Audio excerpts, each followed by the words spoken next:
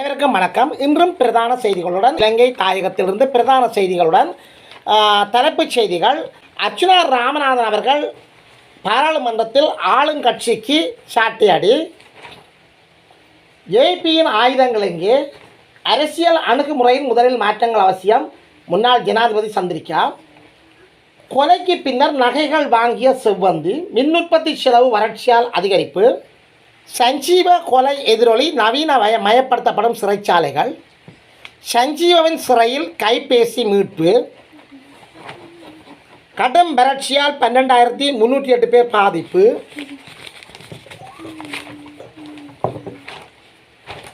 ஒலிபெருக்கிகளால் மக்கள் அந்தரிப்பு. அதிகாரிகள் அலட்சியம். மாவை சேனாதி ராஜாவுக்கு பிரிட்டனில் அஞ்சலி. யூடியூப்புக்கு வரி விதிக்கப்படவில்லை, மகிழ்ச்சியான செய்தி. வெளிநாட்டு பயணங்களுக்காக முன்னாள் ஜனாதிபதிகளின் செலவு பட்டியல் வெளியீடு. அனுரா குமார திசாநாயக்க வெளிநாட்டு பயணங்களின் போது மிதிவிலகையில் பயணித்தாரா? திலித் ஜேவீர கேள்வி. நிவாரணங்களை வழங்காது நிபந்தனை போடும் அரசு. திஸ்ஸ அத்தநாயக்கா விசனம். வீடொன்றில் 82 தொலைபேசிகள் மற்றும் பொன் கைது. கழுதை இறைச்சியாக்கல் முறியடிப்பு. இதுபோன்ற செய்திகளின் விரிவாக்கத்தை பார்ப்பதற்கு முன்னர், விரிவான செய்திகளை பார்ப்பதற்கு முன்னர் எமது காணொலி சேவைக்கு நீங்கள் புதியவராக இருந்தால், எமது காணொலி சேவையை பார்ப்பதற்கு ஆர்வம் உள்ளவராக இருந்தால், சப்ஸ்கிரைப் பண்ணாமல் தொடர்ந்து பார்ப்பவராக இருந்தால் தயவோடு கேட்கின்றோம். சப்ஸ்கிரைப் பண்ணுங்கள், ஷேர் பண்ணுங்கள், கமெண்ட்ஸ் பண்ணுங்கள், லைக் பண்ணுங்கள். அருகில் இருக்கின்ற பெல் ஐக்கோனை கிளிக் பண்ணி ஓல் என்ற பட்டனையும் அழுத்தி நாங்கள் போடுகின்ற அனைத்து காணொலிகளையும் நீங்கள் உடனுக்குடன் எந்த நேரமும் பார்க்கக்கூடியவாறான நோட்டிஃபிகேஷனை ஏற்படுத்திக் கொள்ளுங்கள். தொடர்ந்தும் விரிவான செய்திகளை பார்ப்போம். நாடாளுமன்ற உறுப்பினராகிய அர்ச்சுனா ராமநாதன் அவர்கள் சில தினங்களுக்கு முன்னர் பாராளுமன்றத்தில் ஆளுங்கட்சிக்கு சாட்டியடி வழங்கியிருக்கின்றார். எவ்வாறாக என்று சொன்னால், ஆளுங்கட்சியைச் சேர்ந்த பாராளுமன்ற உறுப்பினர் ஒருவர் தேசிய தலைவருக்கு எதிராக கதைக்கப்பட்ட, அதாவது தேசிய தலைவருக்கு எதிராக அவதூறு பரப்பக்கூடிய அவதூறு சம்பந்தமான ஒரு கருத்தை முன்வைத்ததன் காரணமாக அர்ச்சுனா ராமநாதன் அவர்களுக்கு மிகுந்த கோபத்தை ஏற்படுத்தியது. உடனடியாக அர்ச்சுனா ராமநாதன் அவர்கள் தனக்கான நேரத்தை கேட்டிருக்கிறார். அப்போது நேரம் மறுக்கப்பட்டிருக்கிறது.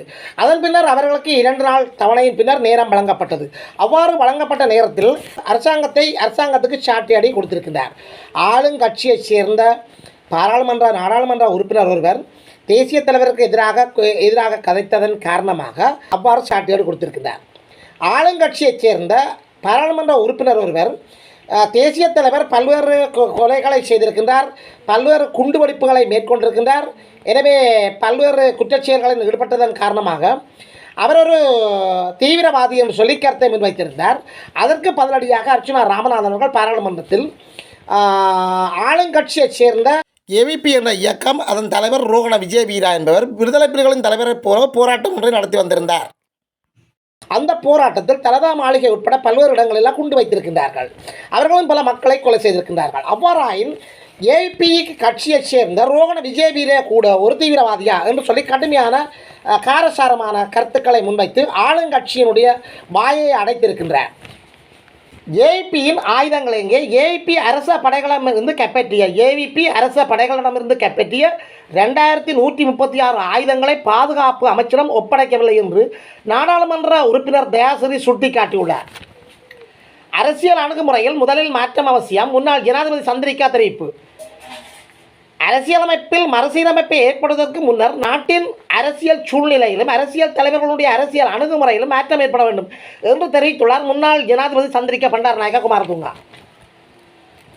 கொலைக்கு பின்னர் நகை வாங்கிய செவ்வந்தி.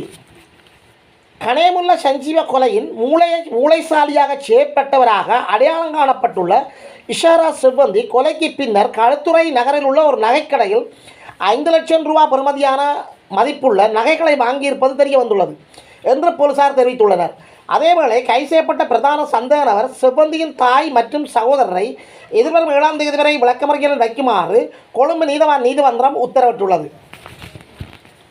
மின் உற்பத்தி செலவு வறட்சியால் அதிகரிப்பு. மின்சார சபை தெரிவிப்பு.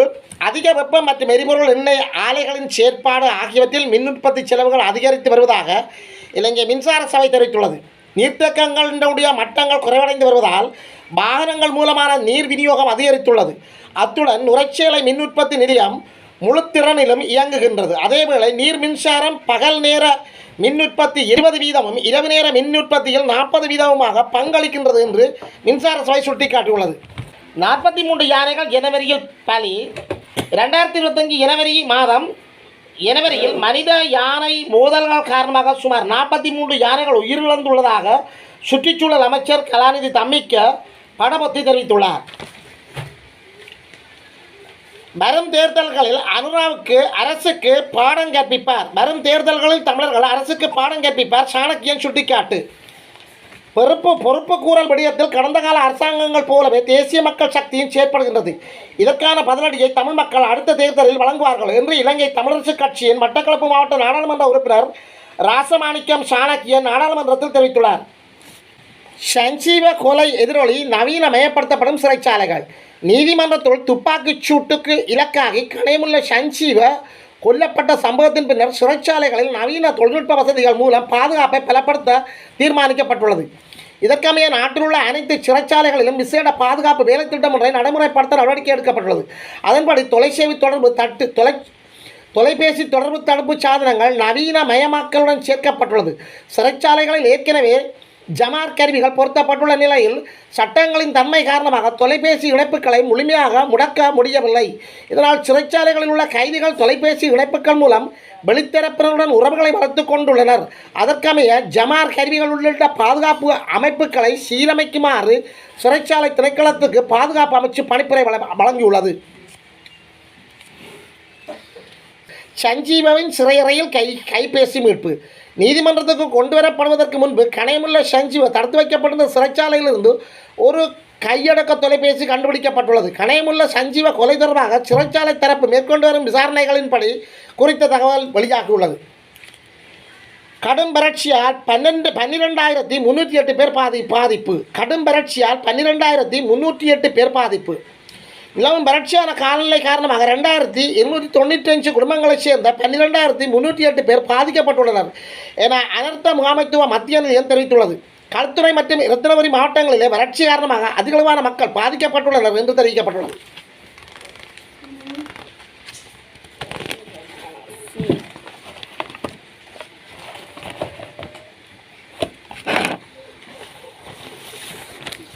ஒலிபெருக்கிகளால் மக்கள் அந்தரிப்பு, அதிகாரிகள் அலட்சியம். யாழ் மாவட்டத்தில் ஒலிபெருக்கிகளின் அதிகூடிய சத்தங்களால் மாணவர்களின் கற்றல் நடவடிக்கைகள் உள்ளிட்ட மக்களின் அன்றாட பணிகள் சீர்குலைவதாக பொதுமக்கள் விசனம் தெரிவித்துள்ளனர்.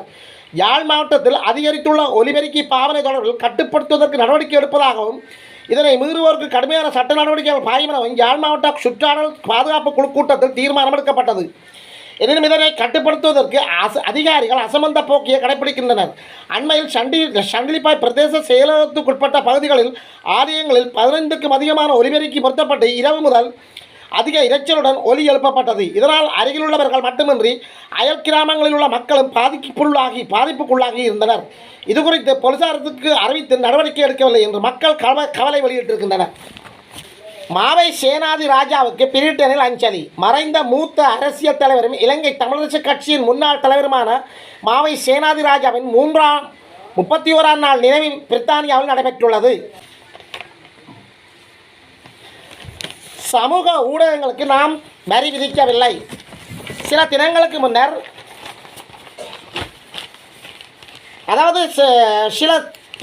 முன்னர் சமூக ஊடகங்களில் பரவலாக பேசப்பட்டு வந்த ஒரு பேசுபொருளாக யூடியூப், அதாவது அமெரிக்கா டொலராக வருகின்ற டொலர் மூலம் வருகின்ற அந்த டொலர் பெறுமதிக்கு இலங்கையில் 15% வரி வசூலிக்கப்படும் என்று சொல்லி அண்மைய சில நாட்களாக பல சமூக வலைத்தளங்களில் பேசுபொருளாக காணப்பட்டது. இணையம் மூலம் வெளிநாட்டு நாணயம் சம்பாதிப்பவர்களுக்கு வரி விதிக்கவில்லை என அரசாங்கம் தெரிவித்துள்ளது. மாறாக முந்தைய அரசாங்கத்தால் விதிக்கப்பட்ட வரியை குறைத்ததாக பொருளாதார பிரதியமைச்சர் கர்ஷன சூரியப்பா தெரிவித்துள்ளார்.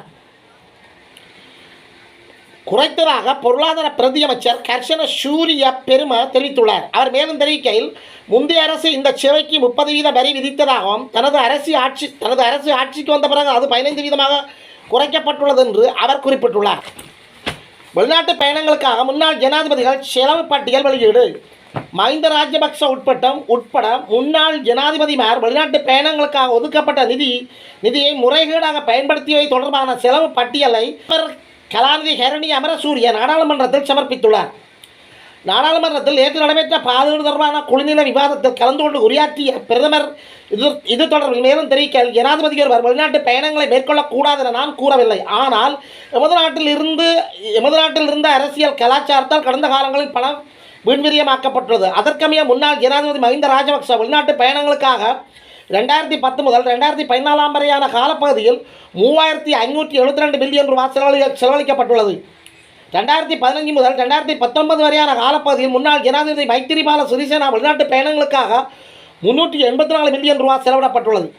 2020 முதல் 2022 வரையான காலப்பகுதியில் கோத்தபாய ராஜபக்சவின் வெளிநாட்டு பயணங்களுக்காக 126 மில்லியன் ரூபாவும் 2023 தொடக்கம் 2024 வரையான ஒரு வருட காலப்பகுதியில் ரணில் விக்ரமசிங்க வெளிநாட்டு பயணங்களுக்காக 533 மில்லியன் ரூபாய் செலவிடப்பட்டுள்ளது.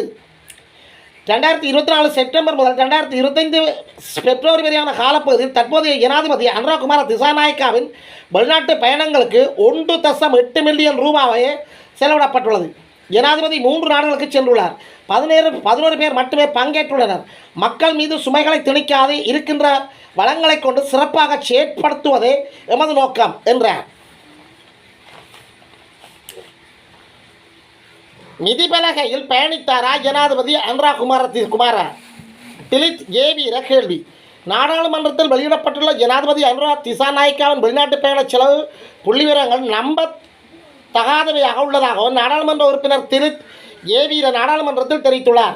ஜனாதிபதி பயணச் செலவுகளில் பெரும் வீழ்ச்சியை காட்டும் வகையில் நேற்று நாடாளுமன்றத்தில் வெளியிடப்பட்ட புள்ளிவிவரங்களுக்கு பதிலளித்த போது அவர் இதனை சுட்டிக்காட்டியுள்ளார். ஜனாதிபதி வரும் 1.8 மில்லியன் ரூபாவில் 3 நாடுகளுக்கு எவ்வாறு விஜயம் செய்ய முடிந்தது? வெளிநாட்டு பயண செலவுகள் குறைக்கப்பட்டுள்ளதாக பிரதமர் கூறுகின்றார். இவ்வளவு குறைந்த தொகையில் 3 நாடுகளுக்கு அவர் எப்படி பயணம் செய்தார் என்று எனக்கு தெரியவில்லை. ஒருவேளை அவருடைய கால் பலகையில் பயணம் செய்தாரோ என்று சொல்லி அவர் விமர்சித்திருக்கின்றார்.